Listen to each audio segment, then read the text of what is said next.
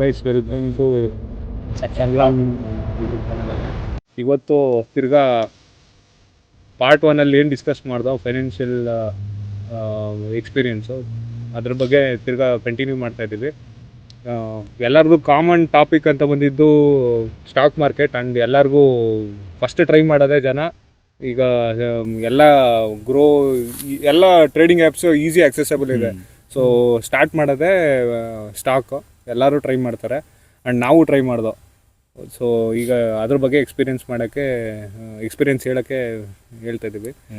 So first Naveen ಹೇಳ್ತಾರೆ. Okay, so ನಾವು part 1 common ಆಗಿ ಮಾತಾಡಿದ್ದೆ ಸ್ಟಾಕ್ ಮಾರ್ಕೆಟ್ ಎಲ್ರದ್ದು. So at one point of time ಎಲ್ಲರೂ ಸ್ಟಾಕ್ ಮಾರ್ಕೆಟಿಗೆ ಬರಬೇಕು ಅಂತ ಅಂದ್ಕೊಂಡಿರ್ತಾರೆ. ಫಸ್ಟ್ ಮಾಡೋ ಮಿಸ್ಟೇಕೆ ಯೂಶಲಿ ಸ್ಟಾಕ್ ಮಾರ್ಕೆಟ್ ಹೆಂಗೆ ಅಂದರೆ ಎಲ್ರಿಗೂ ಬಿಗಿನರ್ಸ್ ಲಕ್ ತುಂಬ ಚೆನ್ನಾಗಿರುತ್ತೆ.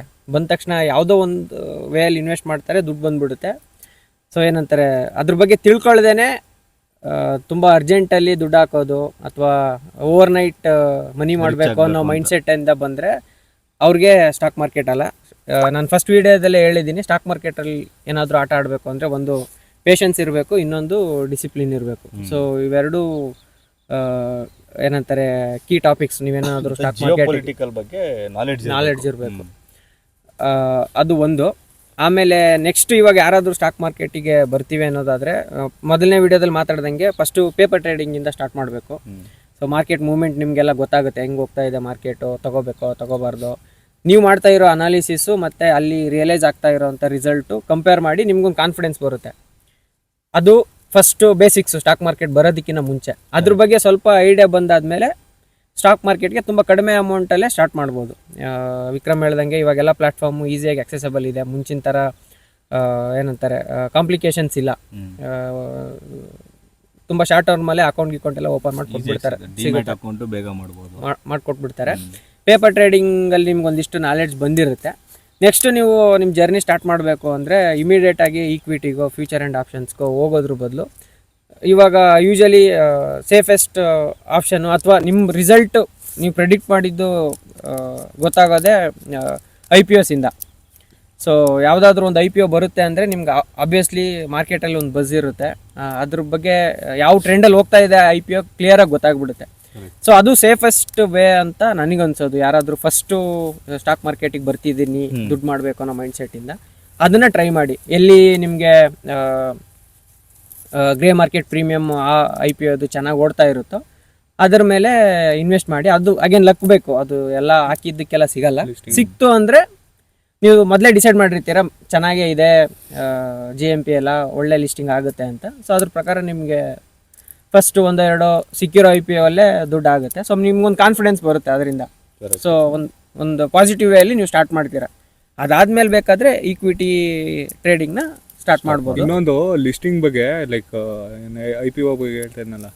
ಸೊ ಆಲ್ಮೋಸ್ಟ್ ನೀನು ನೋಡಿದ್ರೆ ಒಂದು ಲಿಸ್ಟ್ ಆಗೋ ಕಂಪ್ನೀಸಲ್ಲಿ ಒಂದು 80 to 90% ಕಂಪ್ನೀಸ್ ಎಲ್ಲ ಪ್ರಾಫಿಟಲ್ಲೇ ನಿನಗೆ ಲಿಸ್ಟ್ ಆಗೋದು. ಯಾವ ಒಂದು 10ರಲ್ಲಿ 1-2 ನೆಗೆಟಿವಲ್ಲಿ ಡೌನ್ ಆಗೋದು.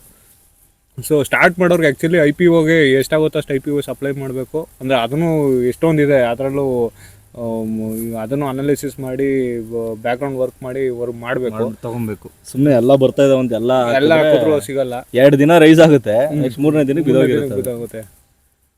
ಸೊ ಇವ್ನು ಹೇಳ್ದಂಗೆ ಅದು ಬೆಸ್ಟ್ ಪ್ರಾಕ್ಟೀಸು. ಬಟ್ ನನ್ನ ಕ್ವಶನ್ IPOದಲ್ಲಿ ನಿಮಗೆ ಲಾಟ್ ಸೈಜ್ ಎಲ್ಲ ಕೊಡ್ತಾರೆ, ಒಂದು ಪರ್ ಶೇರು ಇಷ್ಟು ರೂಪಾಯಿ ಅಂತ. ಬಟ್ ಅದು ವ್ಯಾಲ್ಯೂ ಆ್ಯಡ್ ಆಗಿರುತ್ತೆ ಆ ಕಂಪ್ನಿಗೆ, ಆ ಪ್ರೈಸು ಮತ್ತು ಮಾರ್ಕೆಟ್ ಸೈಜ್ ಎಲ್ಲ ನಮ್ಗೆ ನೋಡೋಕ್ಕಾಗಲ್ಲ ತಾನೆ. IPOದಲ್ಲಿ ನೋಡ್ಬೋದು ಅದನ್ನು? ಇಲ್ಲ, ಅದೆಲ್ಲ ವ್ಯಾಲ್ಯೂಯೇಷನ್ ಆಗುತ್ತೆ. ವ್ಯಾಲ್ಯೂಯೇಷನ್ ಆದಮೇಲೆ ನಿಮ್ಗೆ ಅದು ರಿಯಲೈಸ್ ಆಗಿರುತ್ತೆ. ಹಾಂ, ಹೌದು. ನಾನು ಹಾಕಿರೋ ಆಲ್ಮೋಸ್ಟ್ IPOs 15,000 ಮೇಲೆ ಯಾವುದೂ ಇಲ್ಲ, ಅಟ್ಲೀಸ್ಟ್ ಪರ್ ಒನ್ ಲಾಟ್. ಮೂರಾರದಲ್ಲೇ 14,000 to 15,000 ಒಳಗೆ ಇರುತ್ತೆ. ಅದಕ್ಕಿಂತ ಕೆಳಗೂ ಅದು ಒಂದು ಮಿಡ್ ರೇಂಜ್ ಅನ್ನೋ ಥರ ಲಿಸ್ಟ್ ಮಾಡಿರ್ತಾರೆ. ಓಕೆ. ಸೊ ಮತ್ತು ಅದ್ರ ಪ್ರೀವಿಯಸ್ ಟ್ರೆಂಡು ನಮ್ಗೆ ಗೊತ್ತಿರಲ್ಲ, ಲೈಕ್ ಹೆಂಗೆ ಪರ್ಫಾರ್ಮ್ ಮಾಡಿರುತ್ತೆ. ಇವಾಗ ಹಳೆ ಸ್ಟಾಕ್ಸ್ ಆದರೆ 1 year 2 yearsದೆಲ್ಲ ನಮ್ಗೆ ಹಿಸ್ಟ್ರಿ ಸಿಗುತ್ತೆ. IPO ನಮ್ಗೆ ಆ ಹಿಸ್ಟ್ರಿ ಸಿಗಲ್ಲ. ಅಲ್ಲೇನಾದರೂ ರಿಸ್ಕ್ ಆಗ್ಬೋದಾ? ಹೌದು, ಆ ರಿಸ್ಕ್ ನಿಮಗೆ GMP ಮೇಲೆ ಇಂಡಿಕೇಟ್ ಆಗಿರುತ್ತೆ. ಸೊ ಅದಕ್ಕೆ ನೀವು ಅನಾಲಿಸಿಸ್ ಮಾಡೋ ನೆಸೆಸಿಟಿ ಇರಲ್ಲ. ಸೊ ಅದರ ರಿಫ್ಲೆಕ್ಷನ್ನೇ GMP ನಿಮಗೆ grey market premium. Okay. So ಈಗ ಸಿಂಪಲ್ಲು, ಇವಾಗ ಒಂದು ಮೂವಿ ಚೆನ್ನಾಗಿದೆನೋ ಇಲ್ವೋ ಅನ್ನೋದನ್ನ ತಿಳ್ಕೊಳ್ಳೋದಕ್ಕೆ ನೀವೀಗ ಟ್ರೈಲರ್ ನೋಡಿ ಸೊ ಆ ಥರ ಇದು JMP ಅದು ಹೆಂಗಿದೆ ಏನ್ ಕತೆ ಅದರಿಂದ ನಮ್ಗೆ ಗೊತ್ತಾಗುತ್ತೆ. ಬಟ್ ಟ್ರೈಲರ್ ನೋಡಿ ಹೋದ್ಮೇಲೆ ಫಿಲ್ಮ್ ಫ್ಲಾಪ್ ಆಗೋ ಚಾನ್ಸಸ್ ಇರುತ್ತೆ. ಬಟ್ ಇದೆಲ್ಲ ಆ ಥರ ಆಗಲ್ಲ ಇರುತ್ತೆ. ಬಟ್ ಅದು ಆ ಥರ ಇಲ್ಲಿ ಆಗಲ್ಲ, ಬಿಕಾಸ್ ಇನ್ಸ್ಟಿಟ್ಯೂಷನಲ್ ಇನ್ವೆಸ್ಟರ್ಸ್ ಎಲ್ಲ ಇರ್ತಾರೆ. ಸೊ ಅವ್ರಿಗೆಲ್ಲ ತುಂಬಾ ಚೆನ್ನಾಗಿ ಅನಾಲಿಸಿಸ್ ಎಲ್ಲ ಮಾಡಿರ್ತಾರೆ. ಕರೆಕ್ಟ್. ರಿಸ್ಕ್ ಕಡಿಮೆ, ರಿಸ್ಕ್ ಇದ್ರೂ ಅದು ನಿಮಗೆ ವಿಸಿಬಲ್ ಇರುತ್ತೆ. ನೀವು ಅದ್ರ ಮೇಲೆ ಕಾಲ್ ತಗೋಬಹುದು. ರಿಸ್ಕ್ ಇದೆ ಹಾಕ್ಲಾ ಬೇಡವಾ ಅನ್ನೋದು ಡಿಸೈಡ್ ಮಾಡ್ಬೇಕು. ಬಟ್ ಸ್ಟಾಕ್ ಇಕ್ವಿಟಿ ಮಾಡೋದ್ರಲ್ಲಿ ರಿಸ್ಕ್ ಆಲ್ರೆಡಿ ರಿಯಲೈಸ್ ಆಗ್ಬಿಡುತ್ತೆ. ರಿಯಲೈಸ್ ಆದಾಗಲೇ ನಿಮ್ಗೆ ರಿಸ್ಕ್ ಇತ್ತು ಅಂತ ಗೊತ್ತಾಗೋದು. ಸೊ ಅದೊಂದು ಬೆನಿಫಿಟ್ ಇದೆ ಯಾರಾದ್ರೂ ಫಸ್ಟ್ ಟೈಮ್ ಸ್ಟಾಕ್ ಮಾರ್ಕೆಟಿಗೆ ಬರ್ತೀನಿ ಅನ್ನೋದಾದ್ರೆ. ನಾನು ಸ್ವಲ್ಪ ರಿಯಲ್ ಎಸ್ಟೇಟ್ ಅಲ್ಲಿ ಇನ್ವೆಸ್ಟ್ ಮಾಡಿದೆ. ಇನಿಷಿಯಲಿ ನಾನು ಕಂಪ್ನಿ ಜಾಯ್ನ್ ಆದಾಗ ಈ ಸ್ಟಾಕ್ ಮಾರ್ಕೆಟ್ ಬಗ್ಗೆ ನಂಗೆ ಗೊತ್ತು. ನಾನು ಹೇಳಿದ್ನಲ್ಲ, ಸ್ಟಾಕ್ ಮಾರ್ಕೆಟ್ ಕ್ರಿಪ್ಟೋ ಎಲ್ಲ ನಮ್ಗೆ ಹಾಳು ಮಾಡಿದ್ದೆ ಅವನು. ಹೆಂಗೋ ನಿಮ್ಗೆ ರಿಯಲ್ ಎಸ್ಟೇಟ್ ಇನ್ನೊಂದು ಸೈಟ್ ತಗೊಂತಿದ್ದ ರಿಯಲ್ ಎಸ್ಟೇಟ್ ಅಲ್ಲಿ ಹಾಕೊಂಡು ಆರಾಮಾಗಿದ್ದೆ. ಯಾವತ್ತೇ ರಿಯಲ್ ಎಸ್ಟೇಟ್ ಬಿಟ್ ಮಾಡ್ತೈತೆ ಗುರು ಅಂದ ಮಾಡ್ತೀನಿ. ಬಟ್ ರಿಯಲ್ ಎಸ್ಟೇಟ್ ನಿಮ್ಮ ಇವ್ರ ಕಡೆ ನೆಕ್ಸ್ಟ್ ಬೂಮ್ ಆಗುತ್ತೆ. ನೆಕ್ಸ್ಟ್ ಈ ಕಡೆ ಎಲ್ಲ ಗ್ರೋ ಆಗ್ತಾ ಇದೆಯಲ್ಲ. ಸೊ ನಾನು ಸ್ಟಾರ್ಟಿಂಗು ಇನ್ವೆಸ್ಟ್ಮೆಂಟ್ ಅಮೌಂಟ್ ಎಲ್ಲ ಅಲ್ಲಿ ಹಾಕಿದೆ. ಸೊ ಯಾವಾಗ ನಾನು ಹಾಕಿದ್ದು 4 years ಬ್ಯಾಕ್. ಸೊ ನೀವು ಇವಾಗ 4 years ಬ್ಯಾಕ್ ಒಂದು ಸೈಟ್ 25 lakhs ತಗೊಂಡ್ರೆ ಆಬ್ವಿಯಸ್ಲಿ ಇವಾಗ ಅದು ಇಂಟು ಟ್ವೈಸೇ ಆಗುತ್ತೆ. ಯಾಕಂದರೆ ನೀವು ಬೆಂಗಳೂರು ತುಂಬ ಡೆವಲಪ್ ಆಗ್ತಾಯಿದೆ. ಔಟ್ಸೈಡ್ ನಾರ್ತ್, ಬೆಂಗಳೂರು ನಾರ್ತು ಇಲ್ಲೆಲ್ಲ ತುಂಬ ಡೆವಲಪ್ಮೆಂಟ್ಸ್ ಇದಾವಲ್ಲ.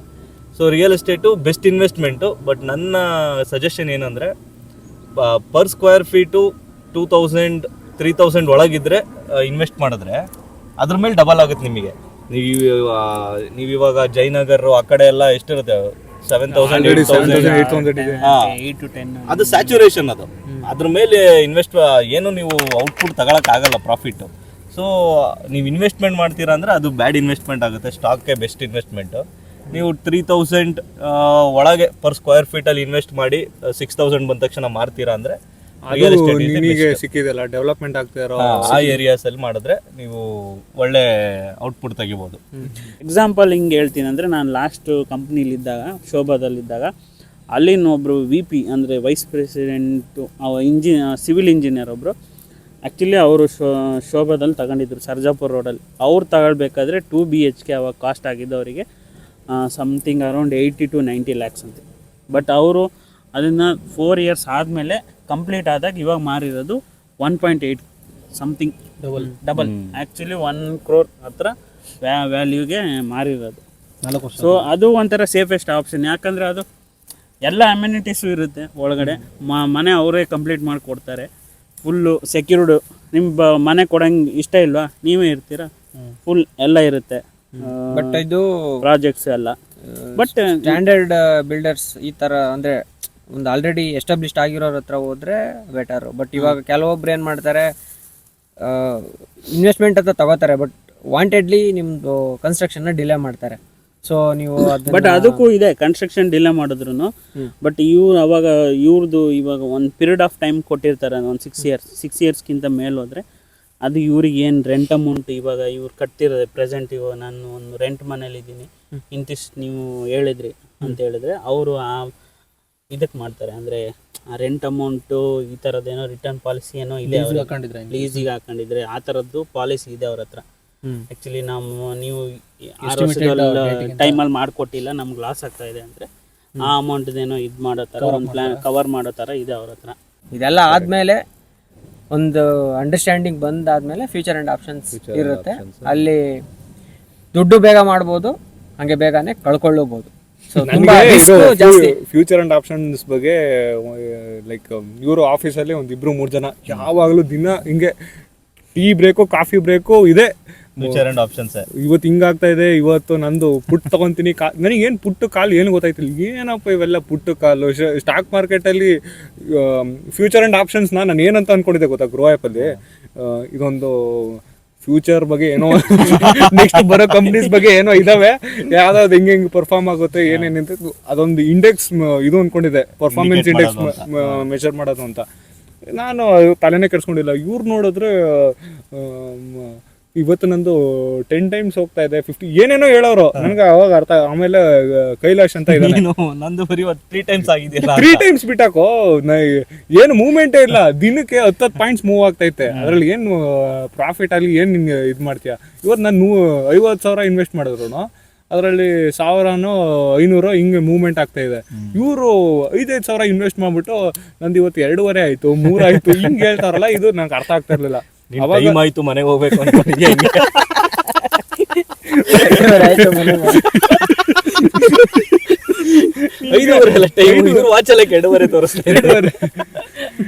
ಸೊ ನಾನು ಅವಾಗ ಕೈಲಾಶ್ ಅಂತ ಇದ್ದಾನೆ, ಅವನಿಗೆ ಏನಪ್ಪ ಇದು ಕರೆಕ್ಟಾಗಿ ಹೇಳು, ಅವನೊಂದು ಎಕ್ಸಾಂಪಲ್ ಕೊಟ್ಟು ಎಕ್ಸ್ಪ್ಲೇನ್ ಮಾಡ್ದ. ಬಟ್ ಇದನ್ನ ನೀಟಾಗಿ ಅರ್ಥ ಮಾಡ್ಕೊಬೇಕು ಅಂದ್ರೆ ಒಂದು ಯೂಟ್ಯೂಬ್ ಚಾನಲಲ್ಲಿ ಹೋಗಿ ಸುಮ್ಮನೆ ಫ್ಯೂಚರ್ ಅಂಡ್ ಆಪ್ಷನ್ ಬಗ್ಗೆ ಸರ್ಚ್ ಮಾಡಿ ತಿಳ್ಕೊ. ಎಲ್ಲರೂ ಕಲಿಯೋದು ಯೂಟ್ಯೂಬ್ ಇದ್ದಾನೆ, ಈಗ ನೀನು ಕಲಿಯೋದು ಯೂಟ್ಯೂಬ್ ಇಂದಾನೆ ಸ್ಟಾರ್ಟ್ ಮಾಡುವಂತ ಹೇಳ್ದ.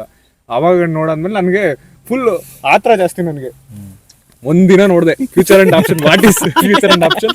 ನೆಕ್ಸ್ಟ್ ದಿನ 5,000 ಗ್ರೋವ್ಗೆ ಇದು ಹಾಕೊಂಡ್ಬಿಟ್ಟು ಅಕೌಂಟಿಂದ ತಗೋ ಸ್ಟಾರ್ಟ್. ಒಂದು ಯಾವುದೋ ಒಂದು ನೋಡೋಕೆ ಹೇಳಿತಾ, ಒಂದು ಇಂಡೆಕ್ಸ್ ಯಾವುದೋ ನೋಡು ಅಂತ ಹೇಳಿದ. ಆ ಇಂಡೆಕ್ಸ್ ಓಪನ್ ಮಾಡಿಬಿಟ್ಟು ಒಂದು ಕಾಲ್ ಆಪ್ಷನ್ ತಗೊಂಡ್ಬಿಟ್ಟೆ. ಏನು ಗೊತ್ತಿಲ್ಲ, ಕಾಲ್ ತಗೊಂಡ ಆಪ್ಷನ್ ಒಂದೇನೋ ಒಂದು ಪರ್ಚೇಸ್ ಮಾಡಾದ್ಮೇಲೆ ಹಲೋ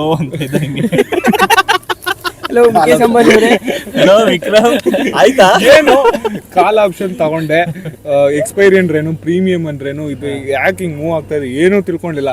ಇದು ಜಸ್ಟ್ ಏನು future and option in benefit ನೋಡ್ಬಿಟ್ಟು ಆಲ್ರೆಡಿ ಫಸ್ಟ್ ಬಾವಿ ಒಳಗೆ ಇಳ್ದು ಆಮೇಲೆ ಈಜು ಕಲಿಯೋಣ ಅಂತ ಸರಿಯಾಗಿ ಕಲಿಸ್ತು ಈಜು. ಅವತ್ತೇ 5,000 ಕೊಟ್ಟು ತಗೊಂಡಿದ್ದೀನಿ, ಎಕ್ಸ್ಪೈರಿ ಅವತ್ತಿನ ದಿನನೇ ಐತೆ. ನಾನು ಹಿಂಗ್ ನೋಡಿದೆ -2,000 3,000 ಲಾಸ್ ಇತ್ತು. ಬಿಡು ಬೆಳಗ್ಗೆ ರಿಕವರ್ ಆಗುತ್ತೆ ಅಂತ ಅನ್ಬಿಟ್ಟು ನೆಕ್ಸ್ಟ್ ದಿನ ಬೆಳಗ್ಗೆ ಓಪನ್ ಮಾಡ್ತೀನಿ, 0 ಅಮೌಂಟ್. ಆಮೇಲೆ ಹೋಗಿ ಇಂತ ಟೈ ಹಾಕೊಂಡಿರೋರು ಬುದ್ಧಿವಂತರ ಬಂದ್ಬಿಟ್ಟು ಹಿಂಗ್ ಕೇಳ್ದೆ, ಏನಪ್ಪ ಹಿಂಗೆ 0 ಆಯ್ತು ದುಡ್ಡು, ಏನ್ ಹಿಂಗ್ ಹೋಯ್ತಲ್ಲ ದುಡ್ಡು ಅಂತ ಕೇಳಿದ್ಕೆ, ಗುರು ಎಕ್ಸ್ಪೈರಿ ಅಂತ ಇರುತ್ತೆ, ಎಕ್ಸ್ಪೈರಿ ಟೈಮಲ್ಲಿ ನೀನ್ ಬಿಡ್ ಮಾಡಿರೋ ಅಮೌಂಟು ನೀನ್ ತಕೊಂಡ್ಬಿಡ್ಬೇಕು ಎಕ್ಸ್ಪೈರಿ ಮುಂಚೆ. ಓಕೆ, ಇಲ್ಲ ಅಂದ್ರೆ ನೀನು ಏನ್ ಪ್ರಾಫಿಟ್ ಇರುತ್ತೋ ಆ ಪ್ರಾಫಿಟ್ ಬರುತ್ತೆ, ಲಾಸ್ ಇಲ್ಲ ಏನಿದ್ರು ಅದು 0 ಆಗುತ್ತೆ. ಬಿಡ್ ಮೇಲೆ ಪ್ರಾಫಿಟ್ ಇದ್ರೆ ನಿಂದು ಅಮೌಂಟು. ಆಮೇಲೆ ಗೊತ್ತಾಯ್ತು, ಓಕೆ ಇದು ತುಂಬಾ ರಿಸ್ಕ್ ಗೇಮು. ಇನ್ನೊಂದು 2-3 ಸತಿ ಮಾಡಿದೆ, ಒಂದು ವಾರ ಟ್ರೇಡ್ ಮಾಡಿದೆ. ಹೆಂಗೆ ಅಂದ್ರೆ ದಿನ 700 ರೂಪಾಯಿ ಪ್ರಾಫಿಟ್ಟು, 300 ರೂಪಾಯಿ ಲಾಸು, 700 ರೂಪಾಯಿ ಪ್ರಾಫಿಟ್, 300 ರೂಪಾಯಿ ಲಾಸು, ಆಮೇಲೆ ಒಂದಿನ 5,000 ಲಾಸು. ಬಟ್ ಅದು ಇದು ಎಕ್ಸ್ಪೈರಿ ಎಷ್ಟು ದಿನ ಇರುತ್ತೆ ಮ್ಯಾಕ್ಸಿಮಮ್ ಮಿನಿಮಮ್? ಅದು ಎಲ್ಲ ಒಂದೊಂದು ಇದ್ರ ಮೇಲೆ ಇಂಡೆಕ್ಸ್ ಮೇಲೂ ಒಂದೊಂದು ವ್ಯಾಲ್ಯೂಸ್ ಬರುತ್ತೆ. ಲೈಕ್ ಬ್ಯಾಂಕ್ ರಿಲೇಟೆಡ್ ಇಂಡೆಕ್ಸ್ ಇದ್ರೆ 1 ವೀಕು, ಅಂದ್ರೆ ಡೈರೆಕ್ಟ್ ಒಂದು ಸ್ಟಾಕ್ ಇಂಡೆಕ್ಸ್ ಹೋದ್ರೆ 1 ಮಂತ್ ಎಕ್ಸ್ಪೈರಿ, ಈ ತರ ಎಲ್ಲ ಇರುತ್ತೆ. ಇವ್ನು ಹೇಳ್ದಂಗೆ 1 ಇಯರ್ ಎಕ್ಸ್ಪೈರಿ ಇರೋದು ಇರುತ್ತೆ. ಅದರಲ್ಲಿ ಬಟ್ 1 ಇಯರ್ ಅಂದ್ರೆ ನಾವು ತುಂಬಾ ವೆಯ್ಟ್ ಮಾಡ್ಬೇಕು, ಪೇಷನ್ಸ್. ಬಟ್ ಕೆಳಗ್ ಬಿತ್ತು ಮೇಲ್ ಹೋದ್ರು ಹೋಯ್ತು. ಬಟ್ ನಾವು ಮಿಡಲ್ ಅಲ್ಲಿ ಎತ್ಕೊಳಗಿಲ್ವ ಜಾಸ್ತಿ. ಇದು ಬೈ ಮಾಡೋರ್ಗೆ ಹಿಂಗೆ. ಸೊ ಸೆಲ್ ಮಾಡೋರ್ಗೆ ಅವ್ರಿಗೆ ಇನ್ನೂ ರಿಸ್ಕು, ಲಾಟ್ ಆಫ್ ರಿಸ್ಕು. ಆಮೇಲೆ ಏನಂತಾರೆ ಅಂದ್ರೆ ಲಾಟ್ ಆಫ್ ಮನಿ ಇನ್ವೆಸ್ಟ್ ಮಾಡ್ತಾರೆ, ಬಟ್ ಅವ್ರಿಗೆ ವಿನ್ನಿಂಗ್ ಪ್ರಾಬಬಿಲಿಟಿ ಅವ್ರಿಗೆ ಜಾಸ್ತಿ ಸೆಲ್ ಮಾಡೋರ್ಗೆ. ಆದ್ರೆ 1 ಲಕ್ಷ ಇನ್ವೆಸ್ಟ್ ಮಾಡ್ಬೇಕು, 1 ಲಕ್ಷ ಇನ್ವೆಸ್ಟ್ ಮಾಡಿ ನೀನು 5,000 3,000 ಹಿಂಗೆ ಇವ್ರ ಹತ್ರ ಬರೋ ದುಡ್ಡನ್ನ ನೀನು ಕ್ಯಾಪ್ಚರ್ ಮಾಡಕ್ ಟ್ರೈ ಮಾಡ್ತೀಯ. ಅದರಲ್ಲಿ ಮೇಜರ್ ಡಿಫ್ರೆನ್ಸ್ ಅಂದ್ರೆ ನಾವು ಕಾಲಲ್ಲಿ like limited loss, unlimited profit. ಅಂದ್ರೆ 10,000 ಹಾಕಿದ್ರೆ ಅಂದ್ರೆ ಮ್ಯಾಕ್ಸಿಮಮ್ ವರ್ಸ್ಟ್ ಕೇಸ್ ನಿಮ್ದು 10,000 ಅಷ್ಟೇ ಲಾಸ್ ಆಗುತ್ತೆ. ಪ್ರಾಫಿಟ್ ಎಷ್ಟಾದ್ರೂ ಬರ್ಬೋದು. ವರ್ಸ್ಟ್ ಕೇಸ್ ಅದು. ಇನ್ನೊಂದ್ರಲ್ಲಿ ಹಂಗಲ್ಲ, profit limited but loss unlimited. ಇದು ಲಾಸ್ ಅಲ್ಲ, ನಷ್ಟ. ಫ್ರೆಂಡ್ಸ್, ಅದೇ ಫ್ಯೂಚರ್ ಅಂಡ್ ಆಪ್ಷನ್ಸ್ ಮಾಡಬೇಕು ಅಂದ್ರೆ ನೀವು ಎಲ್ಲ ಪಂಟ್ರಾಗಿರ್ಬೇಕೆಲ್ಲ ನೋಡಿ. ಆದ್ರೆ ಒಂದು ನಾನು ಪಾಡ್ಕಾಸ್ಟ್ ಅಲ್ಲಿ ಕೇಳಿದ್ದೀನಿ, ಲೈಕ್ ಅದನ್ನ ದೊಡ್ಡ ಆಲ್ರೆಡಿ ಕೋಟಿ ಟ್ರೇಡ್ ಮಾಡ್ತಾರಲ್ಲ, ಅವರು 50,000 ಇಟ್ಕೊಂಡು ಇದು ಮಾಡ್ತಾರಂತೆ. ಕೋಟಿ ದುಡಿಯೋರು 50,000 ಇಟ್ಕೊಂಡು ಇದರಲ್ಲಿ ಫ್ಯೂಚರ್ ಅಂಡ್ ಆಪ್ಷನ್ ಮಾಡ್ತಾರೆ. ನಾವು 50,000 ದುಡಿಯೋರೆ 10,000 ಹಾಕಿ ನುಣ್ಣಗೆ ಮನೇಲಿ ಕೂತ್ಕೊಳ್ಳೋದು. ಸೊ ಈ ಫ್ಯೂಚರ್ ಅಂಡ್ ಆಪ್ಷನ್ಸ್ ಬಿಟ್ಟಾದ್ಮೇಲೆ ಇಂಟ್ರಾಡೇ ಅಂತೆಲ್ಲ ಇದೆ. ನಾನು ಅಲ್ಲಿ ಕೈ ಸುಟ್ಕೊಂಡ್ಮೇಲೆ ಇಂಟ್ರಾಡೇ ಕೈ ಹಾಕ್ಲಿಲ್ಲ. ಸೊ ಈಗ ಬರೀ ಕೈಲಿ ದುಡ್ಡಿರ್ಲಿಲ್ಲ, ಇನ್ನೆಲ್ಲಿರುತ್ತೆ ಎಲ್ಲ ಕಳ್ಕೊಂಡ್ಮೇಲೆ. ಸೊ ಅದೇ ಬೆಸ್ಟ್ ಆಪ್ಷನ್ ಅಂದ್ರೆ ಈಕ್ವಿಟಿನೇ. ಈಕ್ವಿಟಿ ಇವ್ನು ಹೇಳ್ದಂಗೆ IPO. ಸೊ ಅದೇ ಈಕ್ವಿಟಿಲಿ ನೀವು ಈಗ ಸಿಚುವೇಶನ್ ನೋಡಿದ್ರೆ ಬೀಳ್ತಾನೆ ಇದೆ. ಸೊ ಈ ಟೈಮಲ್ಲಿ ಲೈಕ್ ನಾವು ತೆಗೆದುಬಿಟ್ರೆ ನಾವು ಏನು ಗೋಲ್ ಇಟ್ಕೊಂಡಿರ್ತೀವಿ, ಲೈಕ್ 1 ಲಕ್ಷ ಹಾಕ್ಬಿಟ್ಟು 150 ಆಗಿರುತ್ತೆ, 150 ಆಗಬೇಕು ಅಂತ ಹಾಕಿರ್ತೀವಿ. ಈಗ 1 ಲಕ್ಷ ಇರೋದು 80,000 ಆಗುತ್ತೆ. ಎಷ್ಟೊಂದು ಜನ ಪ್ಯಾನಿಕ್ ಆಗಿಬಿಟ್ಟು ತೆಗೆದುಬಿಡ್ತಾರೆ 80,000. ಅವಾಗ ಏನು ಬೆಸ್ಟ್ ಆಪ್ಷನ್ ಮಾಡ್ಬೋದು ಅಂದರೆ ಬೈ ದಿ ಡಿಪ್. ಅಲ್ಲ ಅದು ಒಂದು, ಬಟ್ ಅದರಲ್ಲೂ ಒಂದು ಟ್ರಿಕ್ ಇದೆ. ಬೈ ದಿ ಡಿಪ್ ಇವಾಗ ಆಯಿತು, ಒಂದಿನ ಇಷ್ಟೋ ಒಂದು ಸ್ಟಾಕು 50 ರೂಪಾಯಿ ಇರುತ್ತೆ, 48ಕ್ಕೆ ಬಿತ್ತು. ಸೊ ನೀವು 48ಕ್ಕೆ ಬೈ ಮಾಡ್ತೀರಾ, ಡಿಪ್ ಬೈ ಮಾಡಿದೆ ಅಂತ. ನೆಕ್ಸ್ಟ್ ದಿನ 45 ರೂಪಾಯಿ ಆಯಿತು, ಅಲ್ಲೂ ಬೈ ಡಿಪ್ ಮಾಡ್ತೀರಾ. ಮಾಡಿ ಅಕೌಂಟಲ್ಲಿ ದುಡ್ಡು ಖಾಲಿ, ಮತ್ತೆ ಬೀಳ್ತಾನೆ ಇರುತ್ತೆ. ಸೊ ಇದಕ್ಕೆ ಬೆಸ್ಟ್ ಆಪ್ಷನ್ ಟ್ಯಾಕಲ್ ಮಾಡಬೇಕು ಅಂದರೆ ಜಿಯೋ ಪೊಲಿಟಿಕಲ್ ಬಗ್ಗೆ ನಾಲೆಡ್ಜ್ ಇರಬೇಕು. ಇವಾಗ ನಾವು ಬೈ ದ ಡಿಪ್ ಮಾಡ್ತೀವಿ. ಜಿಯೋ ಪೊಲಿಟಿಕಲಿ ಮೊನ್ನೆ HMPV ಬಂತು, HMPV ವೈರಸ್. ಅದು ಬರುತ್ತೆ ಅಂತ ಯಾರಿಗೆ ಗೊತ್ತಿತ್ತು? ಅದು ಬಂದ ತಕ್ಷಣ ಮತ್ತೆ ಬೀಳ್ತು. ಅದು ಬಂದಾದ್ಮೇಲೂ ಬೀಳ್ತಾನೆ ಐತೆ. ಏನಕ್ಕೆ ಅಂದರೆ ಅದಕ್ಕೆ ವ್ಯಾಕ್ಸಿನ್ ಇಲ್ಲ ಅಂತ ಒಂದು ನ್ಯೂಸ್ ಬಂತು. ಇದು ಮತ್ತೆ ಕೋವಿಡ್ ಸಿನಾರಿಯೋ ಆಗುತ್ತೆ ಅಂತ ಮತ್ತೆ ಅದು ಮಾರ್ಕೆಟ್ ಬೀಳ್ತಾನೆ ಇದೆ. ಸೊ ನನ್ನ ಕ್ವಶನ್ ಇಲ್ಲಿ, ಬೈ ದ ಡಿಪ್ ಓಕೆ, ಯಾವಾಗ ಬೈ ಮಾಡೋದು ಡಿಪ್ನ? ಅದು ನೀವು ಪ್ರೆಡಿಕ್ಟ್ ಮಾಡಲ್ಲ. ಅದು ಗೊತ್ತಿದ್ರೆ ನೀವು ಸ್ಟಾಕ್ ಮಾರ್ಕೆಟ್ ಇಷ್ಟೊಂದು ದುಡ್ಡು ಮಾಡಿರ್ತೀರಿ. ಸೊ ಅದು ಗೊತ್ತಾಗಲ್ಲ. ಕ್ವಶನ್ ಅಂದ್ರೆ ಇನ್ನೊಂದು ಇವನು ಹೇಳಿದ, ಮತ್ತೆ ಇನ್ನೊಬ್ಬ ಕೈಲಾಶ್ ಅಂತ ಇದ್ದಾನೆ, ಯಾವತ್ತು ನಿನ್ಗೆ ಏನ್ ಬೇಕೋ ಎಷ್ಟು ನೀನ್ ಬೇರ್ ಮಾಡ್ಬೋದು ಲಿಮಿಟ್ ಹಾಕೊಬೇಕಂತೆ. ಪ್ರಾಫಿಟ್ ನಿನ್ಗೆ ಇಷ್ಟು ಜಾಸ್ತಿ ಗ್ರೀಡ್ ಇರಬಾರ್ದು. ಆಮೇಲೆ ಲಾಸ್ ಒಂದು ಅಮೌಂಟ್ ಲಾಸ್ ಬರ್ತಾ ಇದೆ ಅಂತ ಅಂದ್ಮೇಲೆ ಅಲ್ಲಿ ಡಿಪ್ ಮಾಡೋದಕ್ಕಿಂತ ಒಂದೊಂದ್ಸತಿ ಎಕ್ಸಿಟ್ ಆಗೋದೇ ಬೆಟ್ರು. ಎಕ್ಸಿಟ್ ಆಗೋದು ಬಿಟ್ಟು ಆಮೇಲೆ ಎಕ್ಸಿಟ್ ಆಗಬೇಕು. ಅಲ್ಲ, ನೀವು long term point of view ಅಂದ್ರೆ ಟ್ರೇಡಿಂಗ್ ಹೇಳ್ತಾ ಇದೀನಿ, ಇನ್ವೆಸ್ಟ್ಮೆಂಟ್ ಗೆ ಯಾವತ್ತೂ ತೆಗಿಬಾರ್ದು. ಲಾಂಗ್ ಟರ್ಮ್ ಮಾಡಿದೀರಾ ಅಂದ್ರೆ ಅದು ನೀವು ಮಾಡಿರೋ ಕಂಪ್ನಿ ಬಿಹೇವಿಯರ್ ಇಂದ ಬೀಳ್ತಾ ಇದೆ ಅಂದ್ರೆ ಅಲ್ಲಿ ರಿಸ್ಕ್ ಇರುತ್ತೆ. ಸೊ ಅವಾಗ ನೀವು ಡಿಸಿಷನ್ ತಗೋಬೇಕು, ತೆಗಿಬೇಕಾ ಬೇಡವಾ ಅಂತ. ಬಟ್ ಬೇರೆ ಫ್ಯಾಕ್ಟರ್ಸ್ ಇಂದ, ಇವಾಗ ನೀವು ಹೇಳಿದ್ರಿ ಜಿಯೋ ಪೊಲಿಟಿಕಲ್ ಸಿನಾರಿಯಿಂದ ಆಗಿತ್ತು ಅಂದ್ರೆ ಮೊಮೆಂಟರಿಲಿ ಆಗುತ್ತೆ, ಮತ್ತೆ ರಿಸಾಲ್ವ್ ಆದ್ಮೇಲೆ ಮತ್ತೆ ವಾಪಸ್ ಬಂದೇ ಬರುತ್ತೆ. ಸೊ ಆ ಸಿಚುವೇಶನ್ ಇಂದ ಎಕ್ಸ್ಟರ್ನಲ್ ಫ್ಯಾಕ್ಟರ್ಸ್ ಇಂದ ಆಗಿತ್ತು ಅಂದ್ರೆ ನೀವು ತೆಗಿಯೋ ಬಂದೇ ಬರುತ್ತೆ. ಪ್ಯಾನಿಕ್ ಆಗೋ ನೆಸೆಸಿಟಿ ಇಲ್ಲ. ಏನಂತಾರೆ, ಪೇಷನ್ಸ್ ಇಂದ ಕಾಯ್ಬೇಕಷ್ಟೇ. ಅದು ಸೊ ಅದೇ ಬೈ ದ ಡಿಪ್ ಯಾವಾಗ ತಗೊಬೇಕು ಅನ್ನೋದು ಅನಲೈಸ್ ಮಾಡೋದು ಕಲಿಬೇಕಷ್ಟೇ ಇನ್ವೆಸ್ಟ್ಮೆಂಟ್ ಮಾಡೋರು. So most of the times ಅದು ಬೈ ದ ಡಿಪ್ ಆಗೋದು ನೀವು ಹೇಳ್ದಂಗೆ ಜಿಯೋ ಪೊಲಿಟಿಕಲ್ ಮೇಲೆ ಆಗಿರುತ್ತೆ. ಅದು ನಿಮ್ಗೆ ಗೊತ್ತಾಗಲ್ಲ ಯಾವಾಗ ಎಂಡ್ ಆಗುತ್ತೆ. ಇವತ್ತು ನಾಳೆ ಏನ್ ನ್ಯೂಸ್ ಬರುತ್ತೆ ಅಂತ ಯಾರಿಗೆ ಗೊತ್ತು? ಸೊ ಈಗ ಬೈ ದ ಡಿಪ್ ಅಂದ್ಬಿಟ್ಟು ಇಡ್ಲಿ ಸಾಂಬಾರ್ ಡಿಪ್. ಎಷ್ಟು ನನ್ಗೆ ಯಾರು ಕೇಳೋದಾದ್ರೆ ಫೈನಾನ್ಷಿಯಲ್ ಒಬ್ಬೊಬ್ರು ಸಿಚುವೇಶನ್ ಒಂದೊಂದ್ ಥರ ಇರುತ್ತೆ. ಅಂಡ್ ಒಬ್ಬೊಬ್ರು ಸೆಂಟಿಮೆಂಟ್ ಒಂದೊಂದ್ ಥರ ಇರುತ್ತೆ. ಒಬ್ರಿಗೆ ಮನೇಲಿ ಒಂಥರ ಬೆಳೆಸಿರ್ತಾರೆ, ಇಂಥದ್ದಿದ್ರೆ ಇಂಥದ್ದು ಒಳ್ಳೇದು, ನಮಗೆ ಚಿನ್ನದ ಮೇಲೆ ಇನ್ವೆಸ್ಟ್ ಮಾಡಬೇಕು, ಇಲ್ಲ ಲೈಕ್ ಒಬ್ಬೊಬ್ರಿಗೆ ಒಂದೊಂಥರ ಬ್ಯಾಕ್ಗ್ರೌಂಡ್ ಇರುತ್ತೆ. ಸೊ ಅಡ್ವೈಸು ಏನು ಇಲ್ಲ ಇದರಲ್ಲಿ, ಜಸ್ಟ್ ಎಲ್ಲರೂ ಎಕ್ಸ್ಪೀರಿಯನ್ಸ್ ಶೇರ್ ಮಾಡ್ಕೊಂಡ್ರು. ಎಲ್ಲ ಯಾರ್ದು ಈಗಿನ ಕರೆಂಟ್ ಸಿಚುಯೇಷನ್ ಇಷ್ಟು ಮುಂದೆ ಇದೀವಿ ಹಿಂದೆ ಇದೀವಿ ಏನು ಇರಲ್ಲ ಲೈಫಲ್ಲಿ.